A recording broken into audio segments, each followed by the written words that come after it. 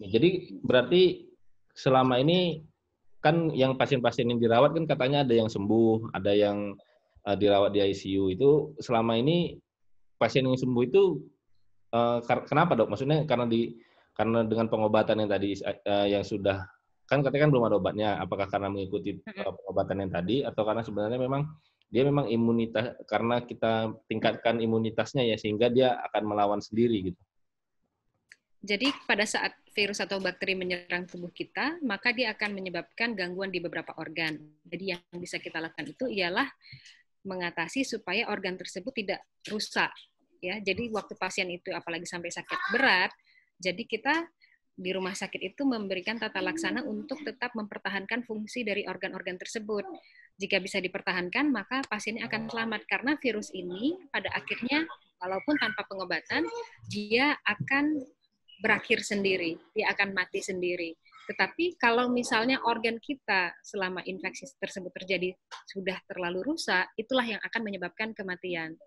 Jadi yang di rumah sakit ini walaupun obatnya nggak ada, ya kita mempertahankan fungsi-fungsi dari organ-organ tersebut. Jangan sampai pasiennya kalau sudah gagal organ semua, ya itu yang memperberat penyakitnya.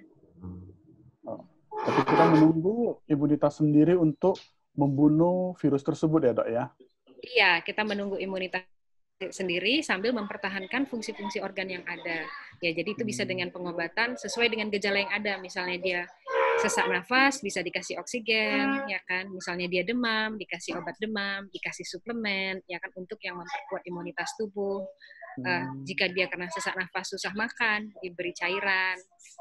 Jadi Dok, kan ini kan pasiennya sembuh kan berarti kan selama ini ada yang paru-paru kan selama ini kan dia menyerang paru.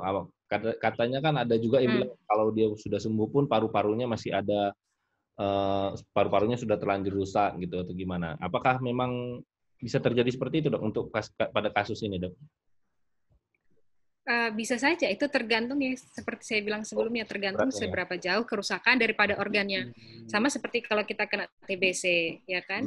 Walaupun dia sudah sembuh dari TBC, kadang-kadang ada luka atau bekas dari penyakit TBC itu yang masih tertinggal di paru. Dan sama juga dengan pneumonia ini, tergantung sejauh mana. Kalau tadi dia masih di awal, sangat ringan, maka dia tidak akan terlalu, masih akan bisa sembuh kembali.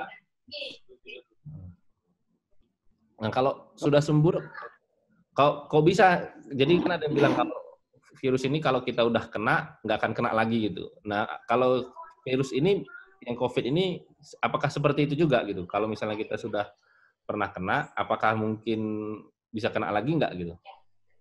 Sejauh ini yang kita ketahui bahwa kalau kita sudah kena, maka kita tidak akan terkena lagi. Makanya salah satu strategi untuk mengakhiri pandemi ini ialah dengan adanya kekebalan di masyarakat.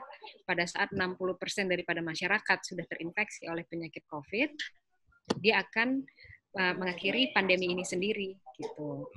Jadi katanya tidak akan lagi bisa terjadi infeksi yang untuk kedua atau ketiga kalinya. Tetapi karena ini baru penyakit baru, kita tuh masih banyak informasi yang harus kita kumpulkan untuk betul-betul mengerti bagaimana perjalanan penyakit COVID ini. Karena ada beberapa laporan yang menyatakan adanya reinfeksi daripada COVID ini, tapi memang mungkin hanya 1-2 laporan, Dok. Mungkin ini harus dipelajari lebih lanjut lagi ya, Dok ya? Iya, ya memang sudah ada laporan, tapi ya itu memang masih sulit untuk mengambil kesimpulan. Kita juga kadang-kadang gejala klinisnya yang tidak jelas, apalagi saya sebagai dokter anak, gejala klinis pada dewasa dan anak kan tidak sama persis, dan semua yang dilaporkan itu kan rata-rata dari dewasa. Jadi kita pun masih mengumpulkan data dari anak gitu. Jadi pada anak gimana, apa yang lebih menonjol, apakah sama persis gitu. Oke, Dok, mungkin dari saya satu pertanyaan lagi. Kriteria sembuh itu seperti apa ya, Dok ya? Kadang-kadang kita, maksudnya kan diumumkan, oh kita sudah ada 6 pasien sembuh, 7 pasien sembuh. Cuma maksudnya kriterianya itu dinyatakan sembuh itu apa ya, Dok? Kriteria sembuh itu jika dengan pemeriksaan PCR, ya kan, dengan pemeriksaan molekular yang kita ambil sampel dari hapusan tenggorok, jadi kita swab tenggorokannya, karena di situlah virusnya berada, dan dinyatakan negatif dari hasil pemeriksaan PCR. Dan pemeriksaan itu harus dilakukan 2 kali, jadi dalam 2 hari berturut-turut. Jika dalam 2 hari berturut-turut negatif, maka dinyatakan negatif. Dan dinyatakan sembuh, pasiennya boleh pulang. Tetapi ada beberapa rekomendasi, salah satunya dari Cina, bahwa setelah pulang pun, kita masih harus dikarantina selama 2 minggu untuk memastikan kita tidak akan menularkan ke orang lain lagi.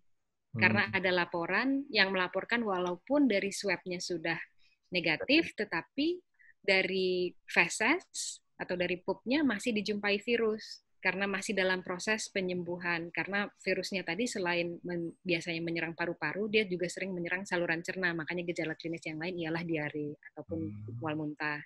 Tapi kriteria sembuh harus 2 kali pemeriksaan PCR negatif baru dikatakan sembuh, tapi lanjut lagi karantina. Jadi banyak-banyak di rumah memang intinya selama masa pandemi ini. Maaf ya sebentar. Yeah.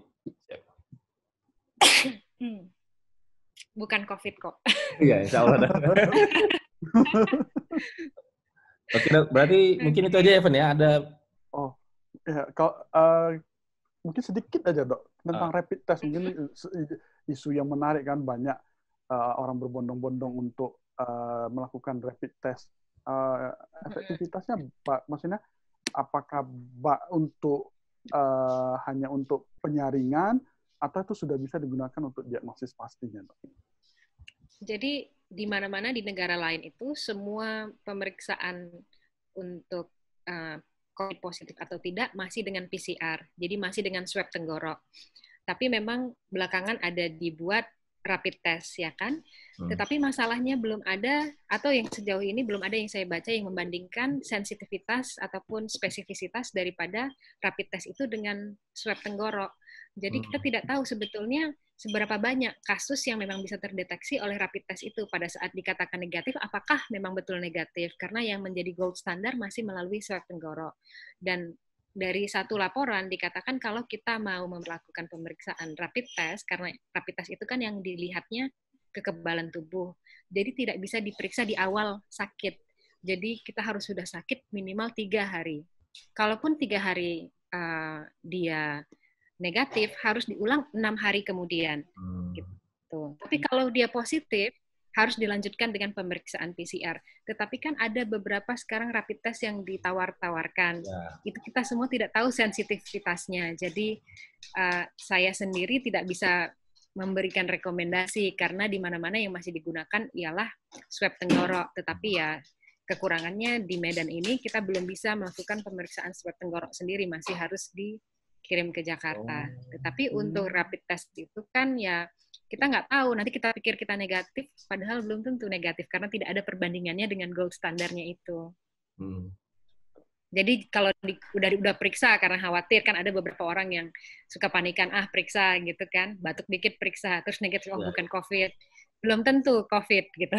Iya, betul. Tetap harus isolasi diri, gitu dia.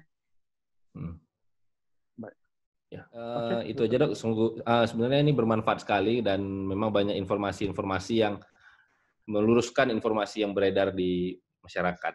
Jadi mungkin itu saja Dokter. Terima kasih banyak atas waktunya dan terima kasih banyak sela-sela waktunya. Terima kasih Dr. Ilham sama Dr. Stephen, semoga bisa membagi informasinya dan bermanfaat buat semua ya. Ya, baik. Dan stay healthy semuanya, stay at home. Ya, siap Dokter. Ya. Oke, itu aja mungkin teman-teman dari kita mungkin kali ini. Jangan lupa nanti di like sama subscribe-nya untuk di channel YouTube kita. Itu aja Stephen, gimana? Ya, kita nanti akan update lagi informasi-informasi mengenai COVID-19 supaya ya kita harapkan pandemi ini segera berakhir, terutama khususnya di Indonesia ya kan, semoga semuanya tingkat kematian kita rendah dan pasien yang sembuh itu semakin banyak. Amin. Ya, amin. Oke, kalau begitu terima kasih teman-teman. Assalamualaikum warahmatullahi wabarakatuh. Ya, sampai jumpa di video selanjutnya.